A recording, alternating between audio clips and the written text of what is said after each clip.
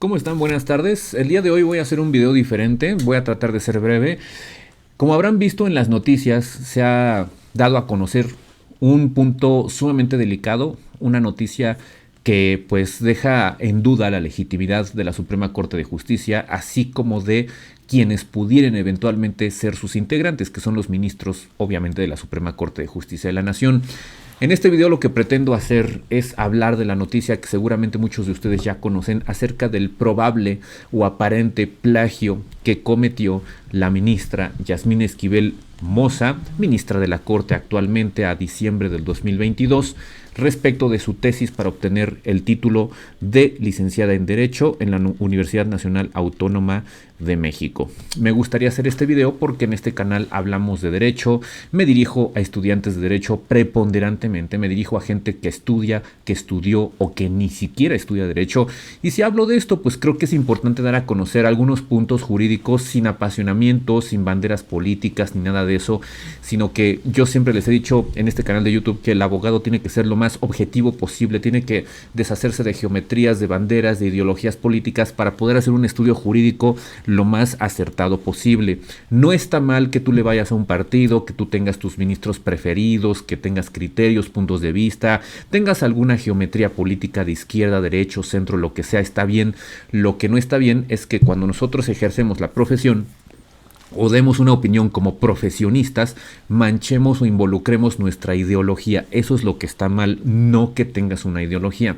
Entonces en este video lo que estoy pretendiendo es darles a conocer a ustedes porque en parte me siento responsable de lo que está ocurriendo actualmente, no porque esté implicado yo, evidentemente, ¿verdad? Sino porque así como la ministra Yasmín Esquivel ostenta un título de abogado, nosotros, o de licenciado en Derecho, nosotros como estudiosos, yo como licenciado en Derecho, otros como, no sé, también que me verán en este canal de YouTube que ya son licenciados egresados, nos involucra como gremio y me hace responsable en el sentido en el que callo, en el sentido en el que como gremio no nos pronunciamos a favor de la legalidad. A este país le hace falta Estado de Derecho, le hace falta aplicación de las leyes, le hace falta transparencia, honestidad, probidad por parte de los abogados. Y si nuestro máximo tribunal, que es el Tribunal Constitucional en México, no empieza por su casa y no tiene las herramientas de probidad necesarias desde su funcionamiento hasta quien integra la Corte, pues imagínense el desprestigio nacional, internacional, el desprestigio ético y moral que esto implica para quien debe de velar fundamentalmente en la impartición de justicia, que es la suprema, porque es suprema, Corte de qué cosa? De justicia. Y es un contrasentido, es una irracionalidad que en una Corte de Justicia, en un país que debería de velar por la aplicación de las leyes y de la justicia como su propio nombre establece, haya casos de plagio o de aparente plagio y haya casos en consecuencia de falta de probidad y de falta de ética. Entonces, en ese sentido, voy a exponer el día de hoy algunos temas legales, algunas cuestiones lo más objetivo posible y ustedes serán los mejores jueces, sin apasionamientos. Ustedes pueden comentar aquí abajo, pero si alguien viene, por ejemplo, de bots, ¿no? O vienen, por ejemplo, de gente pagada para defender, no sé, a un gobierno determinado, evidentemente que su comentario lo más probable es que sea restringido y no por censura, no por limitar la libertad de expresión, sino porque en este canal sí velamos por la aplicación de las leyes de forma objetiva, de forma imparcial. Así como yo me restrinjo en mis ideologías en este canal de YouTube, porque aquí hablo de derecho, en otras plataformas será diferente, yo pido lo mismo para aquellas personas que vienen a ver un contenido jurídico y sin embargo pretendan eventualmente contaminar lo que establece este canal, sobre todo porque me preocupan y me apuran y me ocupan los suscriptores de este canal, que no me gustaría que se dejaran llevar por engaños, no me gustaría que los engañaran con comentarios tendenciosos. Así es que bueno, primero que nada les quiero mostrar la noticia. Ustedes pueden encontrar en Google, si ustedes ponen el nombre de la ministra. Actualmente estamos viendo, por ejemplo, noticias del tipo, por ejemplo, El País publica: la tesis copiada de la ministra Yasmín Esquivel revela una cadena de plagios en la UNAM. Infobae, Marta Rodríguez, asesora de Yasmín Esquivel, dirigió al menos 8 tesis en las que se presume posible plagio. Reforma dice, confirma UNAM plagio de tesis de ministra Yasmín Esquivel. El Financiero, supuesto plagio de Yasmín Esquivel. UNAM detecta alto nivel de coincidencias entre las tesis. Proceso, por ejemplo, revelan más tesis supuestamente plagiadas en caso de la ministra Yasmín Esquivel. W Radio, la misma jornada, respaldan originalidad de la tesis de licenciatura de Yasmín Esquivel Moza. Obviamente ha habido voces a favor, voces en contra. En fin, hay varios puntos aquí en donde podrían ustedes conocer la noticia. Si es que no la conocen, la noticia, les invito a primero que nada que la miren. Ahora bien, me voy a ir a la fuente original. Si ustedes googlean, quiero que vean el procedimiento. Si ustedes googlean tesis UNAM, los va a arrojar a un sitio que se llama Tesiunam, que es tesiunam.dgb.unam.mx. Y ustedes aquí pueden buscar, por ejemplo, aquí está, que yo busqué precisamente el nombre de Edgar Ulises Báez Gutiérrez, que es una de las personas que supuestamente tiene una tesis de igual contenido al de la ministra. Si ustedes pusieran el nombre de la ministra, de igual manera les va a arrojar de manera pública. Es una fuente original, una fuente directa, y aquí pueden descargar la tesis de cualquier persona cuya tesis esté subida al portal oficial de la UNAM en materia de tesis profesionales. Entonces, la fuente original se las quiero mostrar, pues porque nosotros como abogados tenemos que acreditar la fuente de donde extraemos la información. En segundo lugar, les voy a mostrar de manera superficial nada más. Les voy a mostrar lo que es el trabajo de tesis de cada uno de los implicados. Les quiero decir que las noticias han arrojado que son varias personas, pero yo voy a tomar como fuente la original que supuestamente de donde se tomó el contenido de la tesis de la ministra Yasmín Esquivel y la propia tesis de la ministra Yasmín Esquivel. De tal suerte que miren, por ejemplo, aquí tenemos ya escaneado el documento, lo extraje del sitio donde les digo. Tenemos título de la tesis profesional de Edgar Ulises Báez Ruiz, inoperancia del Sindicato de los Trabajadores de Confianza del artículo 123 constitucional, apartado A. Cuando nos vamos para acá, igual Universidad Nacional Autónoma de México, igual nada más que de Aragón, el título de la tesis, esta es la tesis de la ministra Yasmín Esquivel. Como vemos, el título es exactamente igual, inoperancia de los sindicatos en los trabajadores de confianza del artículo 123, apartado A. Me voy a ir directamente al título. Yo los invito a que ustedes miren esto directamente con sus ojos, no me crean a mí. No me crean a mí, directamente vayan a la fuente directa, como yo siempre les digo en este canal, para que puedan corroborar las cosas de su propia experiencia. Entonces tenemos aquí esto, voy a hacer grande la imagen para que lo puedan ver. Voy a remitirme al índice únicamente, pero si ustedes revisan la tesis, hay un altísimo grado de coincidencia, casi de manera literal, y en la mayoría de manera literal, ¿no? Tenemos aquí índice de introducción. Tenemos índice de introducción, tenemos capítulo 1, planteamiento del problema, capítulo 1, antecedentes, aquí hay una ligera diferencia, 1.1, orígenes del sindicato europeo y del sindicalismo en México, 1.1, orígenes del sindicalismo europeo y del sindicalismo en México, 1.2, trascendencia del movimiento sindical en algunos países europeos, 1.2, trascendencia del movimiento sindical en algunos países europeos, Inglaterra, Francia, Italia, Inglaterra, Francia, Italia. Ustedes mismos lo pueden ver aquí. Capítulo segundo, las autoridades laborales y el artículo 123 constitucional. Capítulo segundo, las autoridades laborales y el artículo 123 constitucional. Y vaya, sin perjuicio de que ustedes lo puedan corroborar, vamos a poner aquí en doble pantalla para que lo puedan ir corroborando. Y aquí lo van a observar de una manera más clara. Déjenme hacer más chico esto, aquí para que sea de fácil visualización.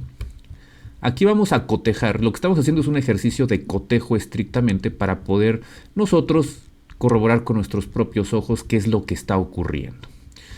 Tenemos aquí capítulo segundo, las autoridades laborales y el artículo 123, aquí lo pueden ver exactamente igual. Los subincisos o los subnumerales son exactamente iguales. Nos vamos al capítulo tercero, los sindicatos de Estado y los sindicatos nacionales, los sindicatos de Estado y los sindicatos nacionales, requisitos jurídicos para la integración de los sindicatos nacionales, requisitos jurídicos para la integración de los sindicatos nacionales. En fin, aquí sí hay una pequeña diferencia en este capítulo de la izquierda, en la tesis de la izquierda, capítulo cuarto. Y fíjense que aquí estoy encontrando algo extraño. Fíjense, voy a maximizar esta pantalla. Fíjense, por ejemplo, aquí como dice capítulo tercero y luego se brinca al capítulo quinto. Esto parece ser un error de edición.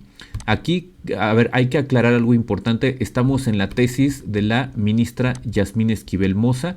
Nos vamos a la página 7 y encontramos que del capítulo tercero se brinca al capítulo cuarto, cosa que no ocurre en la de Edgar Ulises Báez. Tenemos capítulo tercero y aquí tenemos capítulo cuarto, ¿no? En fin, para no hacer más extenso este punto, aquí me gustaría que ustedes fueran directamente a la fuente y lo pudieran corroborar, pero sí les puedo decir que hay un alto grado de similitud entre ambas tesis. Ahora bien, me gustaría exponerles a ustedes muy rápidamente algunos aspectos de defensa que ha propuesto la ministra, porque también es importante verificar qué es lo que ella ha dicho, ¿no? Ella ha publicado únicamente en Twitter, hasta donde yo tengo conocimiento. Por ejemplo, ella publicó el 22 de diciembre a las 7:49 p.m. Agradezco al maestro y doctor Hugo Ítalo Morales, reconocido laborista nacional e internacional, la opinión autorizada como director del Seminario de Derecho del Trabajo. Y lo que hace esta persona aquí es, bueno, palabras más, palabras menos, dice: por este conducto ratifica que la maestra Marta Rodríguez Ortiz, distinguida universitaria con más de 40 años de servicios, quien colaboró en el seminario mencionado en el párrafo anterior, asesoró la tesis de la alumna Yasmín Esquivel con todo el cuidado, diligencia propia de dicha profesionista, toda vez que, etcétera, etcétera. Por aquí lo pone. Y fíjense cómo dice: toda vez que su función se desarrolló durante dicho periodo en forma diligente, honesta y académica, sin que jamás existiera una queja de naturaleza alguna sobre su conducta de asesora de tesis. Luego entonces ratifico en todas y cada una de sus partes las tesis profesionales que dicha maestra dirigió en esa época. O sea, es una ratificación que hace un tercero del asesor de tesis que le hacen a la ministra Yasmín Esquivel, y así ha hecho varias publicaciones de cartas de terceras personas. Pero es importante y curioso que no se ha ceñido, no se ha abocado directamente hacia los aspectos de idoneidad o de falsedad que hay respecto de su tesis. Simplemente lo que hacen estas publicaciones es: miren lo que opinan terceras personas. Esto es un punto importante. Después, el 22 de diciembre igual a las 12:05 a.m., comparto el testimonio de mi director de tesis doctoral, el doctor José Antonio Núñez Ochoa. Aquí es importante, ¿no? Porque estamos hablando de la tesis de licenciatura, donde se le acusa de plagio. ¿Qué tiene que ver la tesis doctoral? Pues no lo sé, porque si no tiene requisitos para tener título de licenciado en Derecho por un plagio en su tesis, como requisito de titulación de licenciado en Derecho, no podría ser maestra en Derecho y mucho menos podría ser doctora en Derecho. Entonces hay una cadena de problemas aquí. Posteriormente publicó otro documento aquí, como pueden ver, de la Universidad de Anáhuac, solicitud de examen de grado académico. Son varias fotos aquí de la misma persona. ¿Qué otra cosa tenemos? Igual respecto a otra persona, réplica del maestro Javier Carrión Hernández hacia Latinos, el medio de internet de noticias, quien fue uno de los sínodos presentes en mi examen profesional de la licenciatura en Derecho, ¿no? Como se dan cuenta, esto lo que dice es qué es lo que comentan las personas que estuvieron presentes, por ejemplo, en mi doctorado, por ejemplo, revisando mi tesis, por ejemplo, en mi examen profesional, pero no hace referencia ni desvirtúa de manera alguna algún aspecto de veracidad o plagio.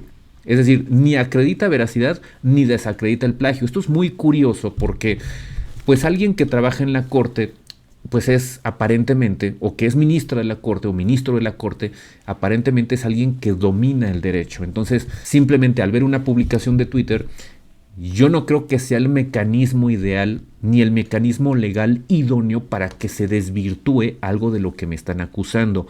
Mediática y socialmente sí, pero jurídicamente esto no desvirtúa absolutamente nada. Entonces esto es un punto que llama mucho la atención, sin decir si es culpable o responsable de lo que se le acusa. Me gustaría mostrarles el artículo 95 constitucional, que establece que para ser electo ministro de la Suprema Corte de Justicia de la Nación se necesita, entre varias cosas, me gustaría que vieran ustedes la fracción tercera, poseer el día de la designación con antigüedad mínima de 10 años, título profesional de licenciado en Derecho expedido por autoridad o institución legalmente facultada para ello. Recordemos que si falta un requisito de titulación de acuerdo con la normatividad interna de cada institución educativa, si se vicia de origen, está afectado de nulidad, entonces el título no tiene validez, porque tiene un vicio desde el origen. Esto se llama nulidad ab origine, y eso significa que invalidaría el título profesional de licenciada en Derecho de la ministra. Por ejemplo, la fracción cuarta establece gozar de buena reputación y no haber sido condenado por delito que amerite pena corporal de más de 1 año de prisión. Pero si se tratare de robo, fraude, falsificación, hay que subrayar falsificación, abuso de confianza y otro que lastime seriamente la buena fama en el concepto público, inhabilitará para el cargo cualquiera que haya sido la pena. Esto es muy importante. Ahora me gustaría ver el último párrafo, que lo miraran cuidadosamente.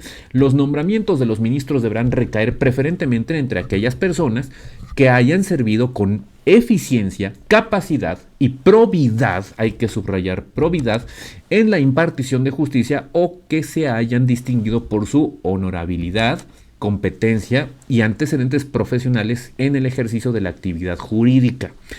Si la ministra no cumple con los requisitos como la tesis para tener título, no puede tener antecedentes profesionales porque jurídicamente no sería un profesional. Ahora bien, vamos a ver algunas normas reglamentarias muy rápidamente. Por ejemplo, Ley Federal del Derecho de Autor nos establece en el artículo 215 que los delitos en materia de derecho de autor están en el título 26 del Código Penal Federal. Me voy a ir al título 26 del Código Penal Federal, que habla de los delitos en materia de derechos de autor. Y por ejemplo, esto es de manera muy somera. El 427 se impondrá prisión de 6 meses a 6 años y de 300 a 3,000 días multa a quien publique a sabiendas una obra sustituyendo el nombre del autor por otro nombre. En el caso de la ministra, no creo que haya fines de lucro para efectos de delitos en materia de derechos de autor, pero sí podría eventualmente argumentarse que tuvo los medios necesarios para poder verificar que no habría otra tesis de exactamente el mismo contenido que el de la otra persona, ¿no? Es decir, yo podría defenderme diciendo, bueno, pues no tenía manera de saber que había otra exactamente igual, y quizá le podría echar la culpa a la asesora de tesis, porque si la misma asesora asesoró, valga la redundancia, varias tesis, entonces aquí hay una responsabilidad penal muy importante para efectos de la asesora de la tesis. Ahora, si la otra persona, que es en este caso la ministra, no sabía de esa situación o no tenía elementos para poder determinar que había otra tesis u otras tesis exactamente iguales, eventualmente podría salir librada, pero únicamente por temas de derechos de autor, ¿no? En fin, aquí hay varios delitos en materia de derechos de autor y bueno, obviamente bajo estas circunstancias y escenarios, dejar en claro que puede que no haya habido un pleno conocimiento de que ella estaba haciendo sin querer, digamos. Vamos a darle el beneficio de la duda, una tesis exactamente igual a la de otra persona. Pero lo que sí demuestra esto es que entonces ella no redactó la tesis. Entonces vean cómo desde el punto de vista del derecho y desde el punto de vista indiciario, presuncional, podríamos decir, bueno, pon tú que de pronto ella no plagió dolosamente la tesis de otra persona y de forma íntegra. O sea, integralmente no plagió la tesis de otra persona. Pero entonces sí demuestra, por descarte, que ella no hizo la tesis. Si es que le arrojare eventualmente la culpa y la responsabilidad, por ejemplo, a la asesora de tesis. Me gustaría pasarme de este lado, por ejemplo, a lo que son el ejercicio, igual en el Código Penal Federal, ejercicio ilícito de servicio público. Ejerza funciones de un empleo, cargo o comisión sin haber tomado posesión legítima o sin satisfacer todos los requisitos legales, ¿no? Entonces, fíjense aquí, este delito de ejercicio ilícito de servicio público podría eventualmente aplicarle a la ministra, porque aquí arriba, si ustedes se dan cuenta, se establece que los ministros de la Corte son servidores públicos para efectos penales, ¿no? Entonces, por ejemplo, aquí vamos a ver dónde está. Aquí en esta parte, vean cómo dice el 212. Para los efectos de este título y el subsecuente, es servidor público toda persona que desempeñe un empleo, cargo o comisión de cualquier naturaleza en la Administración Pública Federal centralizada o en la del Distrito Federal, organismos descentralizados, eso nos interesan ahorita, empresas productivas del Estado o, aquí abajo vean cómo dice, en el Poder Judicial Federal. Es decir, los ministros de la Corte están comprendidos en esta característica o en este aspecto de ser servidor público, ¿no? Entonces tenemos también, por ejemplo, delitos en materia de servidores públicos. Tenemos, por ejemplo, la usurpación de funciones, artículo 250 del Código Penal Federal, al que sin ser funcionario público se atribuya ese carácter y ejerza alguna de las funciones de tal, al que sin tener título profesional o autorización para ejercer alguna profesión reglamentada, expedidas por autoridades u organismos legalmente capacitados para ello, conforme a las disposiciones reglamentarias del artículo 5 constitucional, se atribuya el carácter de profesionista. En fin, aquí hay varios aspectos que la verdad de las cosas es que suele ser un problema a la hora de que si la ministra no cumplió con estos requisitos legales y falsificando la tesis, plagiando el contenido de una tesis, es un efecto cadena, porque si su título no es válido, no podría ser ministra de la Corte. Y si su título no es válido, no podría ser maestra ni doctora en Derecho. Y siendo así, pues entonces es un problema cadena que se va replicando. Y en fin, estos son algunos aspectos que pues hay que tomar en cuenta para efectos del caso que se está presentando ahora en la Suprema Corte de Justicia de la Nación, en el caso de la ministra. Yo considero que el único mecanismo de defensa que tiene la ministra es argumentar que no tenía conocimiento, argumentar que ella fue asesorada, que ella fue, no sé, engañada, por ejemplo, y que al no tener conocimiento no pudo haber habido dolo en estos delitos, porque estos delitos de funcionarios públicos, el delito de falsedad, todo ese tipo de cuestiones, pues la verdad de las cosas es que son delitos que aceptan o admiten forma de realización dolosa únicamente, o sea que tienen que saber que se estaba cometiendo de esa manera, aceptar y desear las consecuencias del hecho típico, que es precisamente el delito, ¿no? Ahora, lo que habría que dirimir es hasta dónde pudo haber tenido conocimiento de la falsedad de la tesis que presentó para titularse de licenciada en Derecho. Esto es muy importante porque entonces ahí podría entrar una figura que se llama dolo eventual, es decir, prever como posible el hecho típico. Eventualmente podría resultar que la ministra no tenía el dolo directo de desear y querer las consecuencias del hecho típico, es decir, de la falsedad de la tesis. Pero si lo previó como posible, si tenía herramientas para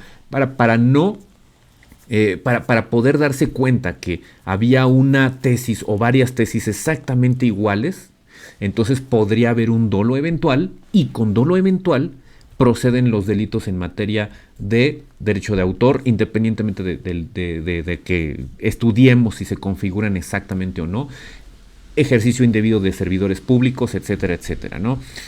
Y algo muy importante también a considerar es que si se acreditara que ella tuvo un dolo eventual, en ese momento, por ejemplo, pues habría que ver si no está prescrito el delito.